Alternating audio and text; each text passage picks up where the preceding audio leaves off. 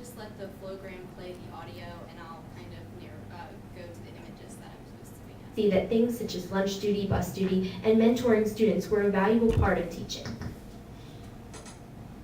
I learned that there's a lot more to teaching than just instruction very early on when I had to create this bulletin board as part of my early field experience. The experience taught me that there was a lot more than just delivering lessons, but being a part of the school community was a valuable role that a teacher had to play. During my student teaching, I began to see that the school community could also be an excellent source of growth and offer excellent opportunities for developing my teaching. I saw this when I was invited to join the school book group about strategies for dependent readers. This has given me a rich resource to use in my next classroom and shown me that schools are an excellent avenue of growth. The book group about When Kids Can't Read would meet periodically and discuss how we use these strategies in our classrooms. What follows is a sample of the strategies I used from this book. One of the earliest strategies I used from this book was known as the Tea Party strategy. In this, you cut up a piece of a work, such as a text or a poem, and give it to students who walk around and discuss each of their phrases. They try to make a meaning about the poem before they read it, so that they're engaged with the text. This was an excellent strategy, and we used this with the poem Harlem by Walter Dean Myers. The students got really engaged and loved walking around and discussing these things with their friends. Another pre-reading strategy I used from this book was known as probable passage. In this strategy, a teacher picks out key words from the text, and then students try to fit them in the appropriate boxes. It was interesting to see students debate about what was a problem and what was an outcome, what was setting, what was characters, and seeing how they made meaning from this text. Their prediction statements were often very accurate, and it helped them to interact with the text before they read it. My favorite strategy from the book When Kids Can't Read was known as Anticipation Guide. In this strategy, you pick out some ambiguous statements and have the students debate. They must decide whether they agree or disagree. They can't say maybe. This was an anticipation guide about the Spanish-American War, and my students loved it. It was supposed to be a 5-minute activity, but they ended up spending 25 minutes discussing these topics. As you can see, I have added 3 great strategies just from this one book group. The school community had allowed me the chance to gain new insights into helping a wider variety of students that I otherwise might not have been able to reach. I have been extremely lucky to work in school environments that are very welcoming and open. They have allowed me to grow and develop as a teacher. As I was leaving my student teaching experience, the rest of the pod teachers all worked together to build me a book with student goodbyes. This has been one of the best things for me because it has allowed me to see how many lives I've truly touched. I am fortunate that I was able to work with such great teachers and administrators that have helped me to grow as a teacher.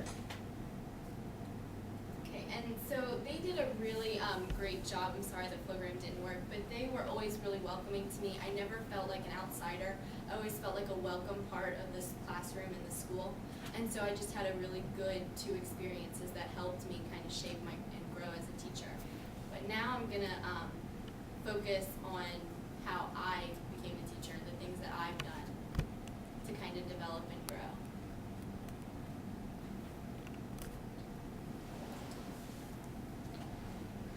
And one of my biggest beliefs about teaching is that the most important thing that a beginning teacher can do is become a reflective practitioner.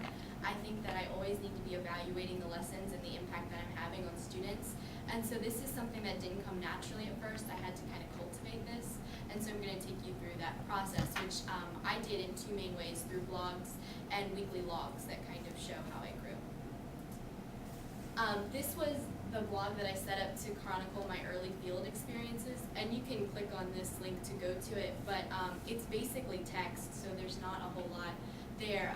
I do this throughout the whole process, but I wasn't being very reflective. I was taking the discussion posts that we had as part of Blackboard and just copying and pasting them in without kind of evaluating the lessons. So this was something that I did throughout the process, but it only became reflective after I went back and looked at them later as I was doing this process, not as I was going through the blog. So I tried to amend this when I created my student teaching blog.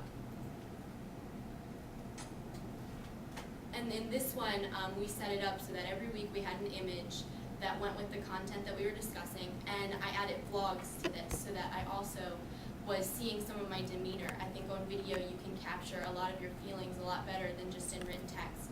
And so every week we would switch back and forth between either a vlog or a written more written blog.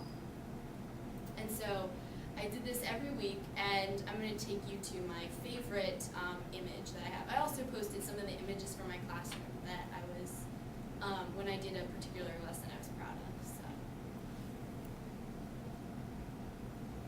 And this was one of my favorite images from my blogs, because it was about how my favorite topic is the Cold War, and how a lot of the times the Cold War doesn't get taught. And I had always sworn to myself that I would teach the Cold War, no matter what, because it is my favorite topic in history.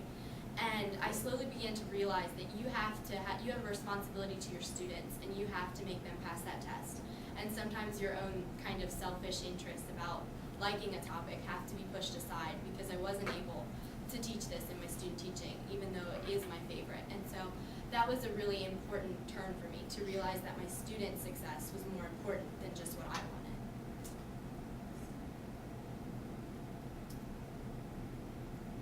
And here are some of my other images on the blog.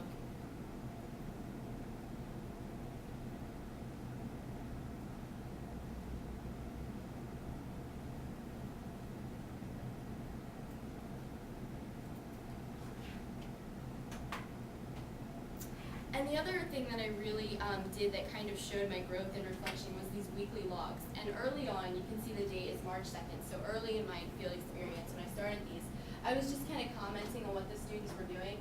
Students completed photo analysis, students worked on this paragraph, that paragraph. I wasn't really giving any reflections about how the lesson went or how the day went.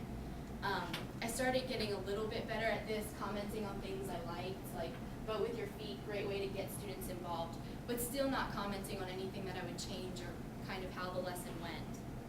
Until much later in my student teaching, until I got kind of to the last couple of weeks where I commented, felt rushed, so I slowed down. There's never enough time. Like the Pearl Harbor activity, they had a lot of prior knowledge. So it really became a tool for me to document how the lessons were going. And then in my last week, I continued this, and so I was doing it every single day. And my cooperating teacher noticed how reflective I'd become. We were doing a lesson on Japanese internment, and I was reading an excerpt from a young adult book, Finn Woodwall's, and giving them a loyalty test. And after first period, I said, I want to read that text as they're taking their test, so they get those emotions. And she just kind of was like, Ashton, you've become so reflective throughout this process, being able to comment on a lesson as soon as you carry it out. And that's a really important skill for a beginning teacher. So I'm happy that I've kind of developed this. And one of the best ways that you can kind of see my growth is through my teaching metaphor. So I'm going to play a video version of my teaching metaphor, and then I'll stop at each one to kind of talk about how it